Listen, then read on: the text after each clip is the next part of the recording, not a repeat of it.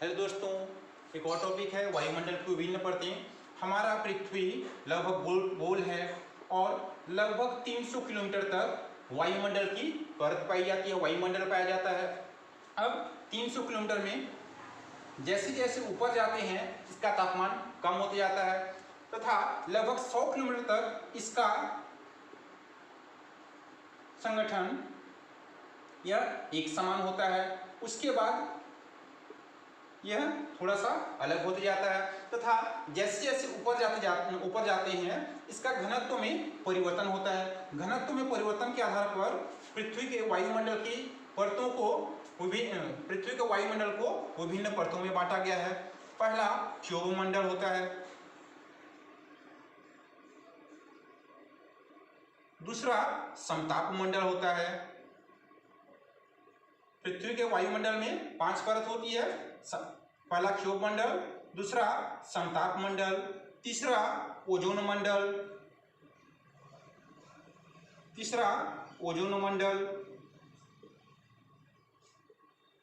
चौथा मध्य मंडल,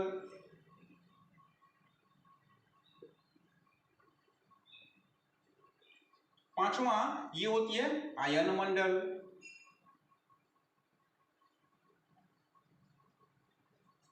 पृथ्वी के वायुमंडल को 5 परतों में बांटा गया है, क्षोभ मंडल, समताप मंडल, ओजोन मंडल, मध्य मंडल, आयन मंडल। अब यहाँ पे ये थोड़ी कंफ्यूजन हो जाती है कि मध्य मंडल में है तो मध्य मंडल चौथा नंबर की परत में है, ना कि तीसरा नंबर में। जैसे पांच मंडल यहाँ पे हैं, मध्य में 3 आ रहा है, लेकिन मध्य मंडल चौथा में है, ओजोन मंडल तीसरा में है। अब हम एक एक मंडल को अलग से देख लेते हैं। जैसे पहला देखते हैं क्षोभ मंडल। अब क्षोभ मंडल पृथ्वी के सतह से लगभग 12 किलोमीटर ऊंचाई तक पाया जाता है। 12 किलोमीटर ऊंचाई तक पाया जाता है और जैसे जैसे क्षोभ मंडल में ऊपर जाते हैं तापमान में गिरावट होती जाती है, तापमान में कमी होती जाती है और क्षोभ मंडल पृथ्वी का सबसे निचला परत है।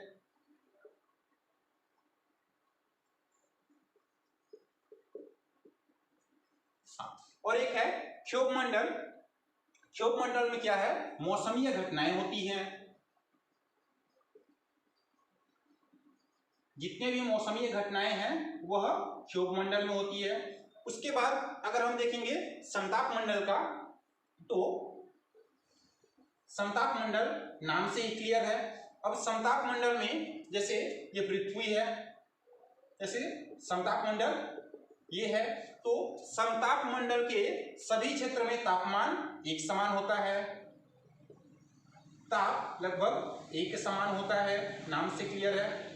दूसरा समताप मंडल कितना किलोमीटर तक पाया जाता है, यह लगभग 12 किलोमीटर से 30 किलोमीटर ऊंचाई तक पाया जाता है। और एक है क्षोभ मंडल में मौसमीय घटनाएं होती हैं। समताप मंडल में कोई भी मौसमीय घटनाएं नहीं होती है, मौसमीय घटना नहीं होती है। हाँ, क्षोभ मंडल पहला देख लिए, दूसरा समताप मंडल भी हो गया।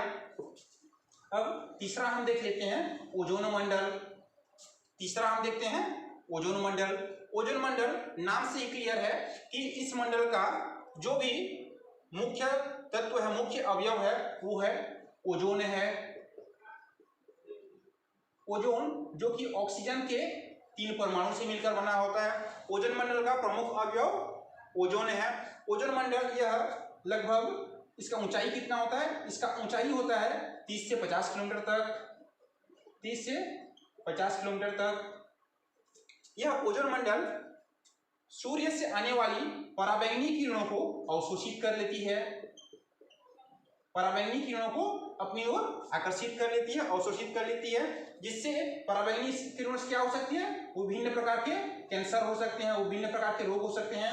इसका मतलब क्या है, ओजोन मंडल में पाया जाने वाला ओजोन हमारे लिए बहुत ही आवश्यक है और बहुत ही फायदेमंद है ओजोन मंडल। इसके बारे में कुछ और बातें देख लेते हैं। वो 2 बात ये है कि ओजोन मंडल का क्षरण का कारण क्या है, क्लोरोफ्लोरोकार्बन क्लोरो फ्लोरो कार्बन,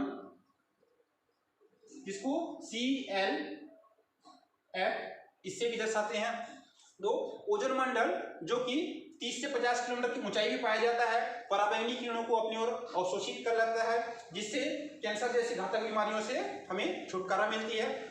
और यह ओजोन मंडल धीरे धीरे कम होते जा रहा है। ओजोन मंडल पहले ज्यादा था, अब ओजोन मंडल का क्षरण हो रहा है, धीरे धीरे कम होता जा रहा है। और वो रेफ्रिजरेटर से निकलने वाली विभिन्न प्रकार की गैसें जैसे क्लोरोफ्लोरोकार्बन, इससे ओजोन मंडल में क्षरण हो रहा है। अब ओजोन मंडल में कई सारे छिद्र हो गए हैं, जिसे क्या बोलते हैं, ओजोन छिद्र कहते हैं। और ये ओजोन छिद्र कहाँ देखा गया है, यह अंटार्कटिका महाद्वीप में देखा गया है।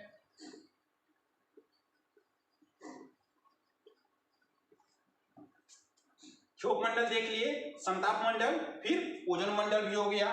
अब देखते हैं मध्य मंडल। अब मध्य मंडल में क्या क्या देखेंगे, मध्य मंडल की ऊंचाई क्या होती है और तापमान कैसे होता है। मध्य मंडल, इसका ऊंचाई क्या होता है, ये 50 से 80 किलोमीटर उसके बीच में पाया जाता है।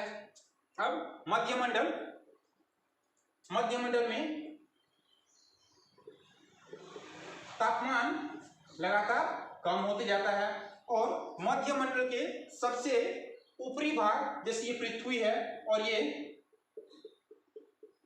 अगर ये पृथ्वी है और ये मध्य मंडल है, तो सबसे ऊपरी भाग उसका तापमान ये लगभग 90 डिग्री सेंटीग्रेड, माइनस में -90 डिग्री सेंटीग्रेड होती है। और तापमान में लगातार कमी हो रही है, तो ये तापमान में गिरावट क्या होती है, प्रति किलोमीटर 3.3 डिग्री सेंटीग्रेड तापमान में कमी होती है। इसके बाद होती है अयन मंडल। मध्य मंडल में दो बातें हम देखें कि ऊंचाई क्या क्या है और उसके तापमान में क्या कमी हो रही है, किस प्रकार से कमी हो रही है, और ऊपरी भाग में कितना है। अयन मंडल क्या है, अयन मंडल नाम से क्लियर है कि पृथ्वी के जो भी आयन मंडल में, उसमें विभिन्न प्रकार के आयन पाए जाते हैं, अर्थात उसमें धनायन और ऋणायन पाए जाएंगे,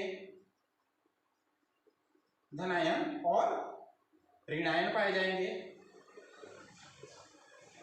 अब ऋणायन, इसमें इलेक्ट्रॉन पाए जाते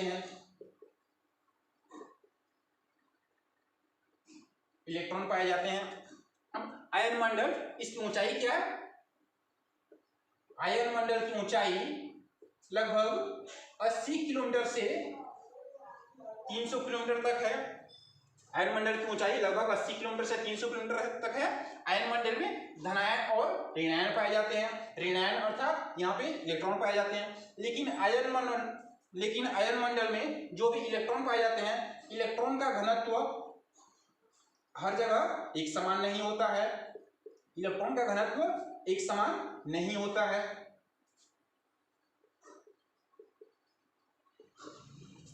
तो इलेक्ट्रॉन का घनत्व अलग अलग होने के कारण आयन मंडल को फिर से अनेक भागों में विभक्त किया गया है। आयन मंडल को फिर से 4 भागों में विभक्त किया गया है।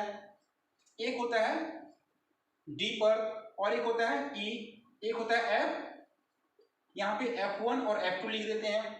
अर्थात आयन मंडल के फिर से 4 भाग हैं, डी, ई, F1 और F2।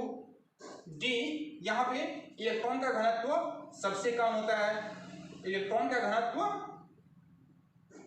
सबसे कम होता है, डी। उसके बाद ई, इलेक्ट्रॉन को भी ई से शो करते हैं। इलेक्ट्रॉन का घनत्व सबसे अधिक होता है।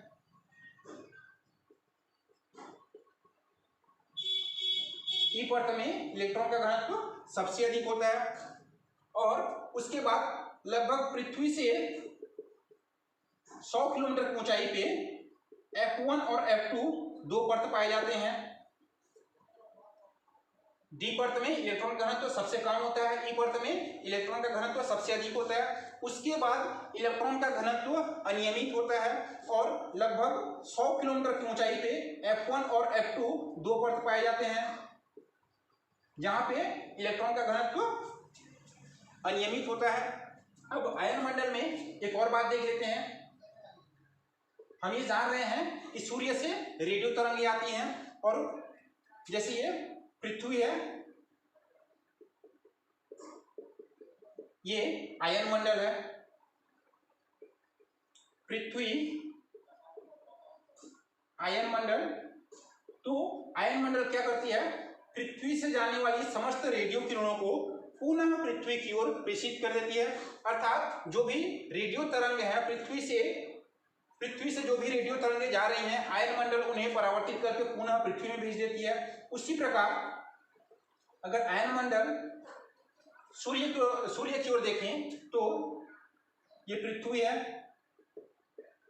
ये आयन मंडल है, और ये सूर्य है। आयन मंडल सूर्य से आने वाली रेडियो तरंगों को भी परावर्तित कर देती है तथा उन्हें पुनः अंतरिक्ष में भेज देती है। अर्थात आयन मंडल क्या करती है, पृथ्वी से जाने वाली आयन को पुनः पृथ्वी में भेज देती है तथा सूर्य से आने वाली आयन को, जैसे ये पृथ्वी है और ये आयन मंडल है, पृथ्वी से आने वाली रेडियो तरंगों को पुनः पृथ्वी की ओर भेज देती है तथा सूर्य से आने वाली रेडियो तरंगों को पुनः अंतरिक्ष में भेज देती है।